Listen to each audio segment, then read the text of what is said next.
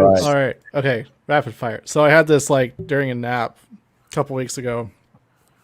It's actually the first dream I think I've ever had with Jesus in it. So that's cool. I felt a wire, not a wire. I felt something in the back of my teeth, like you know how something stuck in your teeth. Go to like kind of pull it out, and I feel it's a wire. So I pull on it. Obviously, a wire isn't supposed to be in my mouth, but it's like one of those braces wires. And you know how you like kind of had the feeling when you pull a belt out where you can feel it all around your waist? Uh-huh. Well, I had that feeling in my mouth, except it was all underneath my gums. So as I pulled on the wire, I felt it like running all inside the mouth, and it felt super weird. But the wire obviously isn't supposed to be there, so I keep pulling it out. And as soon as it comes out, all my teeth come loose from their gums, and they start to like fall out in my mouth, and I like clench my jaw just to like hold them in place as tight as I can.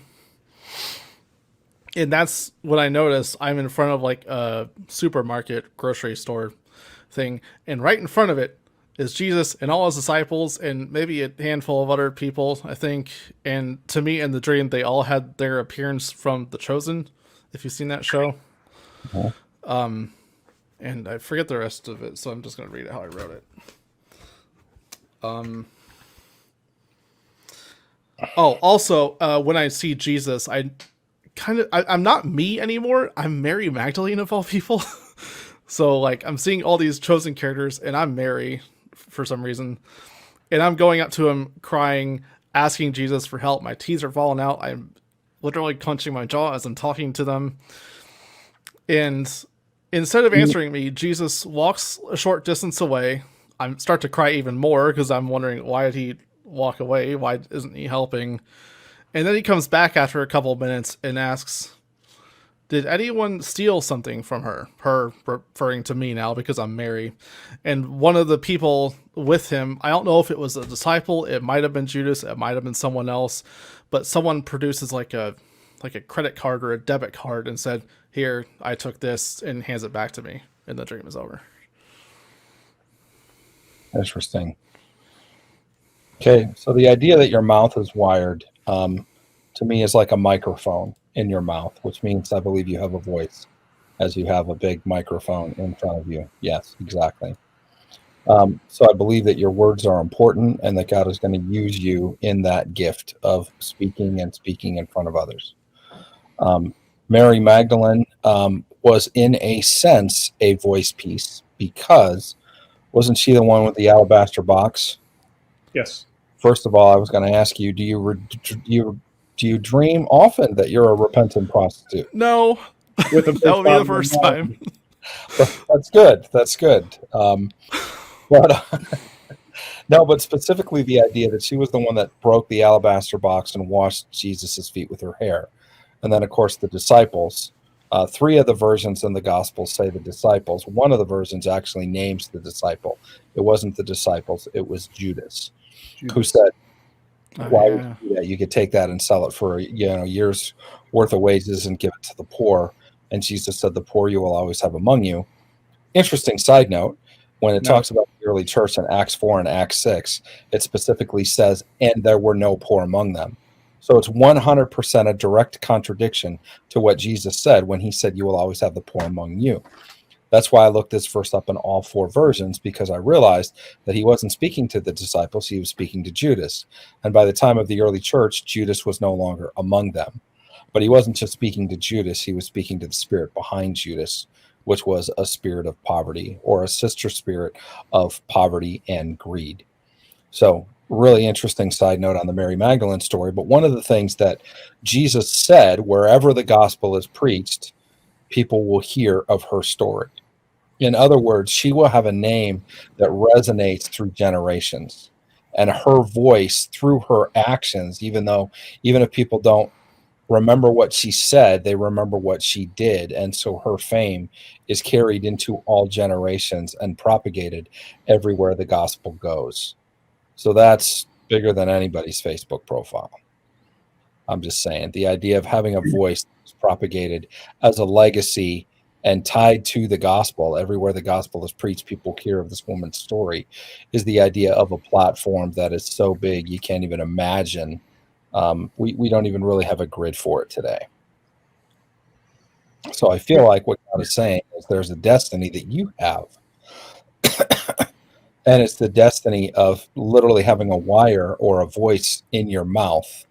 But I feel like there's some concerns. The teeth falling out dream is one of the most common dreams, but there's not a standard. There is not a standard interpretation for this dream. It can mean several things. It can have to do with wisdom. It can have to do with the ability to digest. It can have to do with some. But you said wisdom. I actually have wisdom teeth out just on this side of my mouth. I did write that down. I forgot to mention it, if that's important. Well, and if I can be just blunt and honest, I'm going to tell you what I feel like it means for you. It means aesthetic appeal. You know, like if anybody's told you, you got a face for radio. I've said that to a few people, actually. Right. So that's the whole idea, especially, you know, women or models or people that make their living through how they look. The idea of a teeth falling out dream is absolutely horrifying for them. Imagine like a TV anchor, because then they're like, I got to wake up tomorrow and be on TV and I have no teeth. You know, and so somebody that cares about their aesthetic appeal, and it can also be God kind of pointing to saying, hey, it doesn't matter how you look. It doesn't even matter how you view yourself. You know, because a lot of times when people have their teeth falling out, the first thing they do is run to the bathroom and look in the mirror. So it's about their self-reflection or their self-image. And it doesn't matter how you see yourself and whether you feel like you have the wisdom beyond your years to be in a position where you have a massive voice. God is saying, I believe through this dream that it is your destiny to have a massive voice. Neil, I saw the teeth, the wire being pulled out and the teeth falling out just a little bit differently. Do you have a platform now that you speak on? Not really. I am. My question really is going to be.